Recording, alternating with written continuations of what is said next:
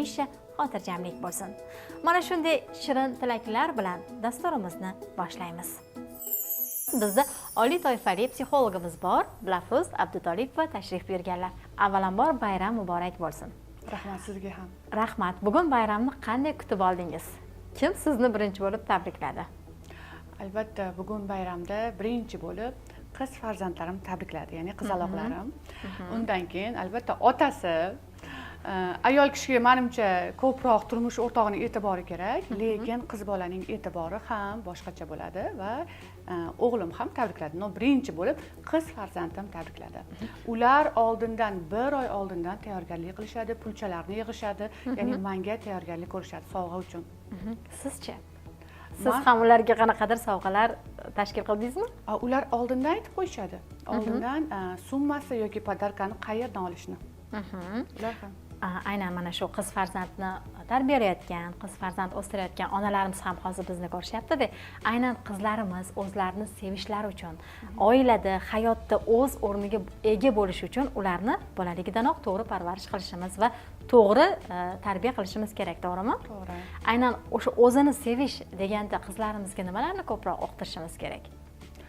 Birinchi bo'lib o'zini sevish deganda albatta bu onadan oladi. Agar siz o'zini sevish degan ma'no ham bir hammaga ham aytib bo'lmaydi-da aslida. Chunki agar kibrlangan odamga aytsangiz, bu "Aman to'g'ri yo'lda ekanman" deydi. Farzandlarga, qiz farzandga ko'p narsa kerak emas. Onaning kulgisi, baxtli bo'lishi, ya'ni o'sha oilani, muhitini yaratuvchi ona-ku. Farzandlar bilan munosabat, gaplashish, suhbat, ular bilan sayr, turmush o'rtog'i bilan, eri bilan, ya'ni ota-ku ular uchun eng birinchi giroy-ku. U bilan bo'lgan munosabatni, samimiy suhbatni, turmush o'rtog'ini kutib olishini, ya'ni baxtli oila obrazini shakllantirib beradi.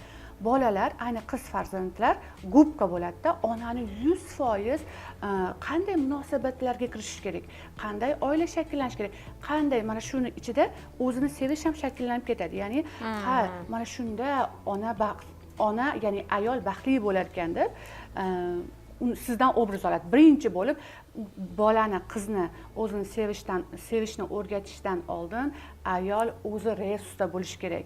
Chunki u sizni kopiya qiladi va albatta suhbat, o'zini qadrlash, kerakli joyda yo'q deya olish, kerakli joyda xo'p deya olish, oddiy gigiyena, mana shu ham birga o'tkazilgan vaqt, hammasi albatta o'zini sevishga bir sababchi bo'ladi.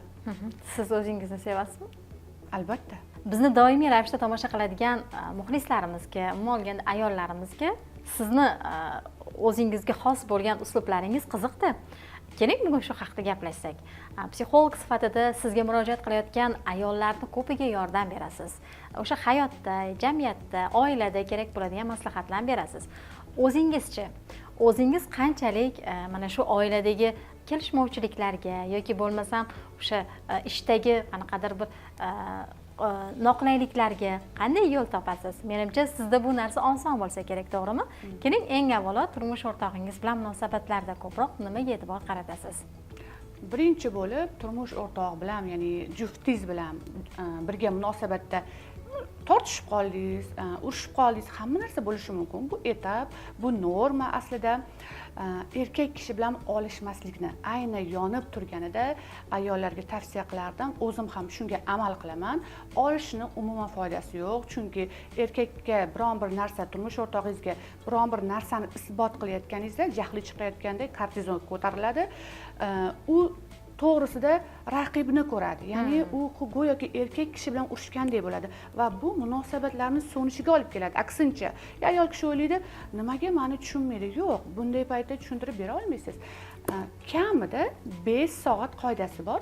5 soatdan keyin turmush o'rtog'i bilan gaplashib oling. Jahli chiqyaptimi? Bo'ldi. Hammaning o'zining haqiqati bor. Sizning o'zingizning haqiqatingiz bor, turmush o'rtog'ingizning haqiqati bor.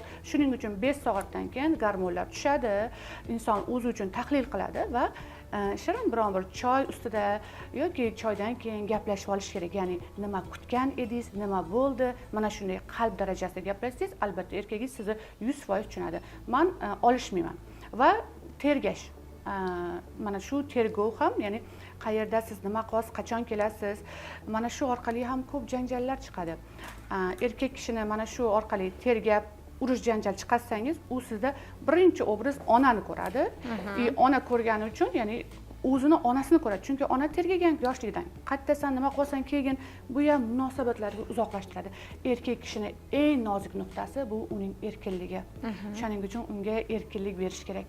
Qancha ushlagansaringiz, qo'lingizda oralaridan chiqib ketadi erkak kishi. Lafruz, masalan, chegaralargacha. Uni qilmaysan, buni qilish mumkin emas, yoki u yerga bormaysan, yoki bu kiyimingni kiymaysan, yoki bu soch turmagingni qilmaysan degan chegaralarga, to'siqlarga qanday javob berasiz? Ya'ni bu shaxsiy chegaralar bo'yicha albatta imkon qadar turmush o'rtog'im bilan maslahatlashaman. Qayerdadir o'zlari ham biladi, men bo'rttirib olmayman, kerakli joyda yo'q deya olaman, o'zim uchun turib bera olaman. O'shaning uchun bizada ishonch ko'pligi, ya'ni ishonch juda ham mustahkam turmush o'rtog'im bilan. Men ularning shaxsiy chegaralarini hurmat qilaman, ular ham meni ham shaxsiy chegaralarimni hurmat qiladi. Deyarli kiyimimga aralashmaydilar, chunki ko'pincha klassika kiyaman. Mana shunday. Lekin biron bir e'tirozlari bo'lsa, albatta inobatga olaman. O'z vazifangizni a'lo darajada bajarib, albatta shirin muomala bilan so'rasangiz, menimcha hech kim yo'q demaydi. Birinchi bo'lib e'tiroz kuchli bo'lgandan keyin erkak kishi buni sezadi. Sizga kattakon rahmat. Bugungi bayram sizga ham baxt, omad va quvonch olib kelsin. Menimcha hozir oila davrasida yana bayramni nishonlaysiz. Albatta. Kayfiyatingiz hamisha yaxshi bo'lsin, a'lo bo'lsin. Ayollarimizni shu muammolarni hal etishda charchamang. Sog' bo'ling, salomat bo'ling. Rahmat. Biz esa yaxshi kayfiyatda davom etamiz. Bugun bayram. Bayramga ayollarimiz